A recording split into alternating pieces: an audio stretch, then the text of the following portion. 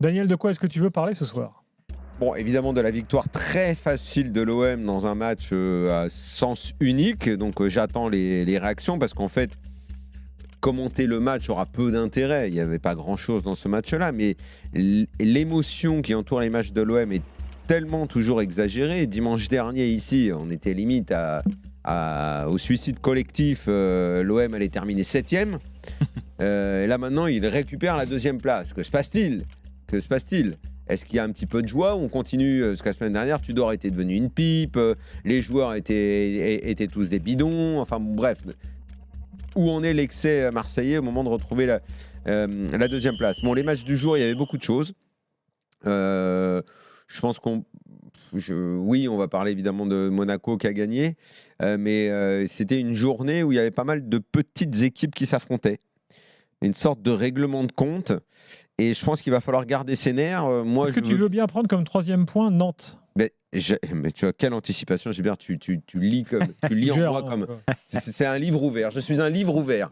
Et j'allais dire... Comme tu nous as dit il y a une semaine qu'ils n'avaient aucun risque de la descente. C'est exactement ce que j'allais dire. On se croirait dans un colloque chinois ou russe. Si vous pouviez bien prendre Nantes comme question, s'il vous plaît, Daniel. Alors, moi je n'ai pas été élu par acclamation à la présentation de la Je veux bien... Tu le mériterais, Gilbert, tu le mérites. Je veux bien continuer à dire que Nantes va se maintenir en chaussons ou au salon, je ne sais plus quelle expression j'avais employée la semaine dernière. Va juste falloir quand même qu'ils retrouvent un peu leur cerveau, parce que ça vraiment, je vais continuer à dire ce que j'ai dit la semaine dernière, mais la réaction de Comboiré à la fin du match, on l'entendra tout à l'heure. Commence à me fatiguer. Hein. C'est un coach qui dit on a une équipe de merde, bah ouais, mais c'est ton équipe, hein, mon vieux aussi. À un moment, c'est toi qui dois la manager ton équipe. Hein. Pas faux. Voilà. Stéphane, tes 3 points. Qu'il est compliqué de tirer les conclusions du match qu'on vient de voir, parce que c'était un non-match avec une victime expiatoire. Je pense qu'il est intéressant, et c'est un peu mon 2e point aussi, sous l'angle de la différence de but. Et je pense qu'il y a peut-être un tournant qui a été raté par Marseille ce week-end de ce point de vue-là, parce que Marseille avait l'occasion ce soir de soigner sa différence de but, ne l'a pas fait. Et Lens, qui aurait pu avoir un sérieux handicap de différence de but hier si Paris avait joué au foot, s'en sort finalement pas si mal, vu les circonstances du match. Voilà, et puis on aura effectivement ce terrible match à 4 pour la descente entre Auxerre, Nantes, Brest et Strasbourg. Et ne me demandez pas un prono, parce que là, je suis bien incapable d'en donner un. On sent que dans les 4 équipes, et peut-être que Comboiré est à montrer du doigt, mais dans les 4 équipes, il y a des coachs quand même qui ont des idées, qui donnent une énergie à leur équipe dans des circonstances très différentes les uns des autres. Mais c'est bien, ça va être un sacré embrouillamini jusqu'à la fin. Un sacré suspense. On peut garder cette expression que je n'avais pas entendue depuis à peu près 15 ans. Un embrouillamini? Oui, je pense qu'on peut mettre ça de côté, parce qu'une expression aussi désuète, il y a bien longtemps qu'on n'en avait pas eu dans l'after. On la garde. Raphaël est là, supporter de l'OM. Salut Raphaël. Oui, bonsoir à tous. Ah, Raphaël, alors qu'est-ce qu'on fait ce soir? Alors, on est champion, on est 2e, on arrête le suicide collectif de la semaine dernière. Comment on est ce soir au niveau émotion? Je dis pas que tu étais là la semaine dernière, hein. Je dis pas ça. C'est un peu loin, on va pas s'avancer quand même. Hein. Je veux un bilan émotion là, parce que ça va vite chez les Marseillais. Niveau émotion, on est quand même content de regagner à domicile, hein, faut pas se le cacher. Voilà. Après, c'était une faible équipe de 3, faut pas non plus s'emballer. Nous, on est content surtout aussi d'avoir vu un Vitinha associé à Sanchez. Il y a eu un doublé, mais bon, après, c'est pas non plus des buts. Ils n'étaient pas associés, ils étaient sur le même terrain, mais je ne les ai pas beaucoup vus échanger l'un l'autre. Exactement, mais au moins, Sanchez plus bas, on va dire que sur l'équipe et sur le... Raphaël est pas là? Si, t'es là. On a appris que... Bon, petit souci de connexion avec Raphaël, désolé, ça coupe. Alors, puisqu'on est sur Vitinha, allons-y, parce que c'est quand même le fait marquant de ce soir. Là. Ça y est, il a enfin marqué puis l'homme le plus cher de l'histoire du club. Il marque des buts, et puis les 2 buts qu'il marque, alors bon, face à une défense de plot, hein, et notamment Salmier, là, qui, le pauvre, a vécu une rude soirée, qui a été sorti d'ailleurs très tôt dans le match. Mais c'est quand même des vrais buts d'attaquant, des vrais buts de numéro 9 qu'il a marqué. Donc c'est au moins ça qui est rassurant pour l'OM. Vitinha est un vrai numéro 9. Voilà. Ça va lui faire du bien. On n'avait pas beaucoup de doutes de ça, mais ça va faire du bien à sa confiance. C'est une option supplémentaire pour l'OM dans les 8 matchs qui va rester maintenant. Il y a cette association qui est possible. La semaine dernière, ils ont quand même un gros match qui n'aura rien à voir avec celui de ce soir. La semaine prochaine, tu veux dire. J'ai dit quoi? La semaine dernière. La semaine prochaine, il va avoir un gros match. La semaine prochaine. Oui, dimanche prochain, bien sûr. Match à Lyon, ce sont toujours des matchs particuliers. Donc Lyon revient dans la course. Est-ce que Tudor continuera avec cette Est-ce possibilité-là qu'il peut avoir, d'après toi, Daniel, c'est la question que moi je me posais en regardant ce match, des réponses ce soir à aucune de ces questions? Franchement. Qu'est-ce que tu veux qu'il ait C'est pour ça. C'est pour ça. Bon, oui, Est-ce qu'un match comme ça, Vitinha a marqué 2 buts. est-ce qu'un match comme ça peut donner, est-ce qu'un match comme ça peut donner une nouvelle option, ou est-ce que le match est trop faible pour tirer un enseignement et dire OK, je vais à Lyon avec Sanchez derrière Vitinha et avec Under, ou est-ce que je reviens à ce qui a quand même marché beaucoup cette année, à savoir Malinowski, Sanchez, Under, Ou Guendouzi même. Oui, ou Pour un match Guendouzi, à mais je Lyon, pensais tu peux plus dire à ce trio-là. Guendouzi. Voilà, ou Guendouzi, parce que effectivement, quand il y avait des matchs un peu plus costauds, il rajoutait, il mettait plutôt Guendouzi. Est-ce que ce match-là peut dire ah bah tiens, j'ai une option maintenant avec Vitinha? C'est franchement très très difficile à dire. Je vois pas qu'est-ce qu'il peut tirer. 3, c'est vraiment très très faible. Ils ont complètement décroché. Il n'y a plus personne dans cette équipe. Donc on verra bien dimanche prochain. Et c'est un des soucis de la fin du championnat, c'est que tu as des matchs. Donc comme ce soir 3 ou comme celui qu'a joué Brest contre Nice avec une équipe de Nice qui était quand même à moitié là. Donc il va y avoir des matchs par un papin d'ici à la fin de saison et les équipes qui vont jouer 3, qui vont jouer Ajaccio, qui vont jouer Angers évidemment, même si les Angevins ont un peu d'honneur, mais ça peut jouer finalement dans ces affrontements directs. Tu parlais tout à l'heure de la relation Vitinha-Sanchez. Pour toi, ça marche pas? Non, je sais pas, j'ai pas vu une complicité particulière ce soir sur le terrain, ni dans un sens ni dans l'autre, mais voilà, pour moi, les buts de Vitinha. Après, Sanchez a réclamé à corps et à cri un numéro 9 avec lui. Bon, bah, éventuellement, il l'a. Oui, mais encore une fois, c'est pas ce soir que tu tireras des enseignements sur le fait de savoir si ça marche pas, quoi. Il faut qu'ils apprennent encore à se connaître. Bon, vraiment, c'est. Mettons-nous tous à la place de Tudor. Est-ce que, en ayant vu ça ce soir, tu dis OK, je vais à Lyon, je remets la même équipe? On rappelle que 3 j'en sais rien. 3 points en 2023. 3 points en 2023. Donc c'est vraiment une équipe de victimes expiatoires. Qui prend 3 points en 2023. En même temps, après, on peut quand même dire ça que peut rester là, ton premier but est très intéressant. Très beau. Dans un autre style, le deuxième, c'est genre je suis un 9, je suis là où il faut être. Mais le premier, c'est bien, il y a un peu de puissance, une frappe ajustée, c'est très bien. Même le deuxième, il n'est pas simple, Daniel. Non, c'est pour ça. Puis il a deux loupés. Vous savez que il a fait une choupo-moting quasiment. On a Kevin qui est là au 32-16. Salut Kevin. Oui, bonsoir. C'est Kevin. Oui, j'ai téléphoné il y a 15 jours justement par rapport à la dynamique. Je ne sais pas si tu te souviens, Gilbert, comme quoi j'étais inquiet. Bon, ce soir, comme vous dites, c'est pas ce match qui va nous donner des enseignements pour la suite. Et quand on pense au week-end prochain, moi j'attends de voir quand même un petit peu si ça continue à aller dans la dynamique qu'on voit à partir de ce soir, parce que ce soir, ça a forcément mieux joué, et contre 3, mais Kevin, t'es d'accord que la semaine prochaine, il faut quand même savoir que la veille, tu auras eu Lens-Monaco, qui va également être un gros match quand même. Hein. Donc on a un week-end très chargé, Lens-Monaco et Lyon-Marseille. Et pour terminer, on aura donc ce Lyon-Marseille. Je ne sais pas quel sera le résultat de Lens-Monaco, mais j'ai presque envie de te dire, si ça arrange, tant mieux. Si ça n'arrange pas, il ne faut pas trop s'en soucier. Je pars du principe, moi, que tu as gagné contre 3, et pas question que ça continue de merder à domicile, il faut plutôt maintenant gagner. Un match nul à l'OL, je ne prendrais pas ça comme un mauvais résultat pour Marseille. Moi non plus, parce qu'après, on sait que Lyon, là, il commence un petit peu à revenir Ils sont un peu mieux, là. 2023, mais Lyon, contre l'OM, à chaque fois, c'est très compliqué aussi. Pour nous, c'est normal. Attends, il y a leurs supporters, ils sont un peu mieux en ce moment. Tu peux être sûr que sur ce match-là, ils vont tout donner. C'est jamais un match facile. C'est aussi ça. Non. La différence entre Marseille et d'autres équipes en Ligue 1, c'est que tu sais que l'équipe qui est en face, globalement, 90% du temps, ils font un peu une sorte de match de l'année. C'est comme contre le PSG. Tu vois. Donc, c'est toujours plus compliqué.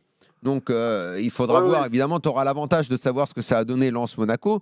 Mais le week-end prochain est un week-end très important. C'est le match à ne pas perdre le week-end prochain. Même si on ne le gagne pas, il faut au moins essayer de ne pas le perdre.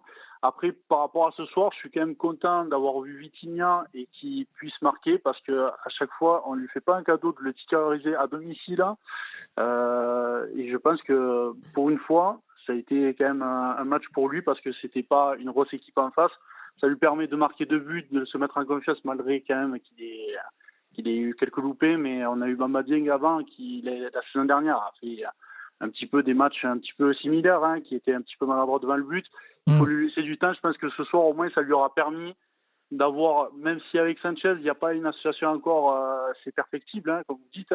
Mais voilà, il faut les laisser le temps de se connaître et de jouer ensemble.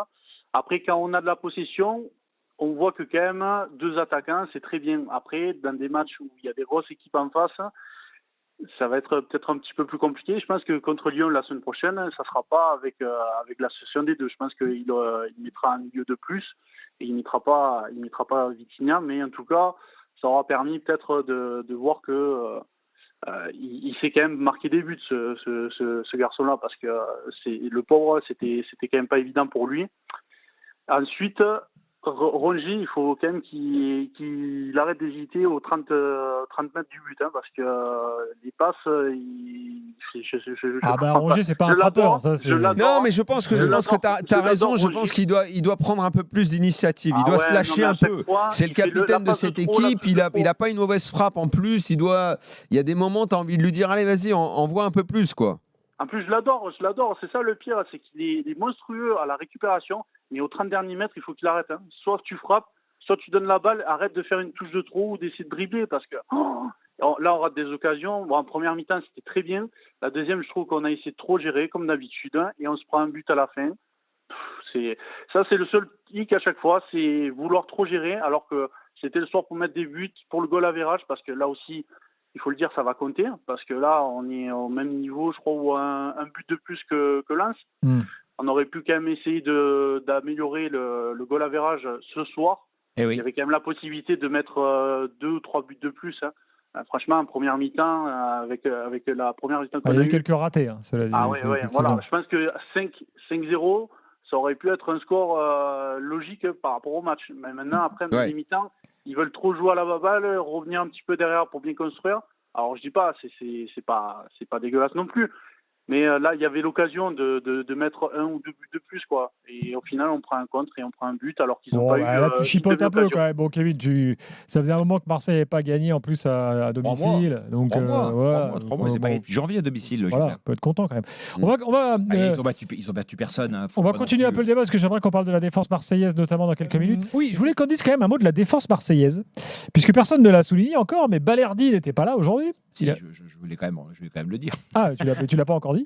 Il y a eu 2 événements. Est-ce qu'on n'a pas une défense type là, enfin, je parle des 3, pas des mecs sur les côtés, parce que même les choix sur les côtés sont intéressants. Mais ça devrait être la défense type à 3, et sur les côtés, donc, on a Gigot, Kolasinac. Je pense que autant pardon Daniel, sur le cas Vitinha Sanchez, j'ai un doute. Peut-être qu'il le fera, mais j'ai un doute. Par contre, je pense que c'est la défense qui va aligner Lyon. Ouais, je pense. Et sur les côtés. Comment il s'appelle Caboret. Je pense qu'il était temps qu'il ait sa chance. Ça faisait longtemps que quand il rentrait, on voyait qu'il avait du dynamisme, il avait une vraie énergie, il apportait quelque chose de percutant. Et dans le même temps, Klose, tout le monde voyait qu'il était en perte de vitesse considérable, quoi. Et que il a joué du mauvais côté, Klose. Moi, je veux bien cette histoire de je suis traumatisé par la Coupe du Monde, machin. Bref. À un moment, si t'avances plus, laisse ta place. Et de l'autre côté, on sait qu'il est capable de jouer là-bas. Il aime pas. Ouais, ok, il aime. Ça va, les mecs, ils arrêtent les caprices à un moment, les gars, aussi. Je suis d'accord. Je joue côté droit, je suis traumatisé. Je joue côté gauche, j'aime pas. Va sur le banc, tu vas voir, tu vas aimer. Tu sais pourquoi ? Parce que les mecs, ils se disent, je me mets en danger, en fait. Oui, il se met en danger, il va écouter ce que dit le coach. On dit il aime pas. Voilà. J'ai entendu. Et moi, je trouve qu'il n'est pas mauvais. Disant maintenant, ça suffit, je joue à droite. Et moi, je trouve qu'il fait des bons matchs de ce côté. Et comme de la même façon qu'on disait qu'il a été fatigué à droite et tout, Nuno Tavares, s'il peut se reposer un petit peu et remettre ses pieds à l'endroit en allant sur le banc pour les revisser, ça fait pas de mal. Du coup, le choix des 5 de derrière, moi, il m'a plu ce soir. Allez, en italien, Daniel, si tu veux traduire. Faut que je l'écoute. Cambiare la tua squadra, che la cambi durante settimana. Allora, focus è sempre là. Poi vediamo che succede fino alla fine. Alors, est-ce qu'il parlait il envisageait le prochain match en disant il verrait cette semaine quel genre d'équipe il allait aligner, mais j'ai pas entendu le début, donc un peu compliqué. Mais s'il envisageait le match de Lyon, c'est ça. tout cas, je constate qu'il a une barbe de plus en plus blanche. Les soucis, ça, c'est une comme Édouard Philippe. C'est comme Édouard Philippe. Hein. Ouais. C'est des soucis. Et peut-être Édouard Philippe d'ailleurs. Peut-être qu'on va découvrir ça enfin. Ouais, je On crois n'entend pas la question, hein, c'est un problème. Ouais. Alors. On peut. Allez, remontons à la conférence de presse. Toto.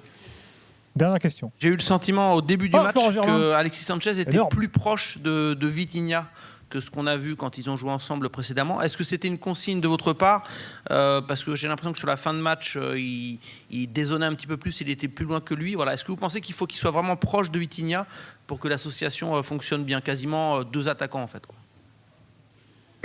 Durante la partita abbiamo Ah oui, visto la Sanchez traduction arrive. Florent Germain, constatons toujours que les correspondants d'RMC sont toujours pertinents dans leurs questions. Non, mais la sûr, mais de la question meilleure sera question. longue à traduire. Oui. C'est pour ça que je meuble un peu, t'as remarqué? Oui. Et que je brosse Florent Germain. Il mérite. Qu'il mérite, évidemment. C'est... molto vicino a lui, quasi come se fossero 2 punte. No, erano tre punte. Alors, Daniel. Non, c'était comme si on avait 3 attaquants, on avait 3 pointes. Ah bah d'accord, donc il a répondu 3 mots sur... Merci Igor. C'est sa seule réponse là, parce que la question de Flo a mérité quand même. Bah oui, mais il n'a pas voulu répondre, il n'a pas voulu rentrer dans les détails, apparemment. Ah bah merde alors. Et il se barre en plus. Non mais surtout, il dit on a 3 points, c'est ridicule. Il pas 3 points. Il dit moi, en fait, il a répondu non, moi je vois plutôt qu'on avait 3 attaquants. Bah 3 oui. pointes. Bon, ok, très bien. Bon, bref. Merci Igor. Bon, on a perdu 2 minutes pour rien. Oui, alors je reviens donc à ces histoires de défense, parce que on avait quand même ce soir 3 joueurs qui étaient les titulaires il n'y a pas si longtemps, qui ont passé toute la match sur le banc, qui ne sont pas rentrés, Balerdi, Tavares et Guendouzi. Alors qu'il y a un match par semaine. Donc est-ce qu'il y aura un basculement dans la saison peut-être? Je ne sais pas. Après, bon, encore une fois, il faut toujours dire que, exactement comme on l'a dit pour les mecs de devant, pour ceux de derrière, on est bien obligé de considérer qu'ils n'ont pas été mis à contribution et que ce n'est pas ce soir que tu vas tirer des enseignements. Néanmoins, si je dois en aligner 3 derrière, je pense que je mets ces 3-là. Oui, moi, je suis assez d'accord. Ça me semble être les meilleurs quand même. Donc je mets ces 3-là. Kolasinac, il a eu des moments où il était moins bien, mais là en ce moment il est pas mal. Là ça fait longtemps maintenant qu'il est bien. Donc il y a ces 3-là derrière et sur les côtés, bah, je te l'ai dit il y a 5 minutes. Donc Nuno Tavares, t'en veux plus? Je vais pas te redire. Non, écoute, c'est pas que j'en veux pas. Franchement, ces dernières semaines, il a quand même marqué ses buts. Il énerve un peu tout le monde. Mais non, mais il a mis 2 buts au début de l'année. Il en a remis un là. On a l'impression qu'il a marqué chaque semaine. Après le début de saison, Gilbert, après on a revu le Nuno Tavares pour Arsenal. Donc là, très honnêtement, on va pas chaque semaine dire il est généreux, il est généreux, il est généreux. Au bout d'un moment, la générosité, tu vois, c'est comme si toi, chaque semaine, tu me fais un cadeau et qu'au bout de 5 semaines, je m'aperçois que c'est des cadeaux de merde.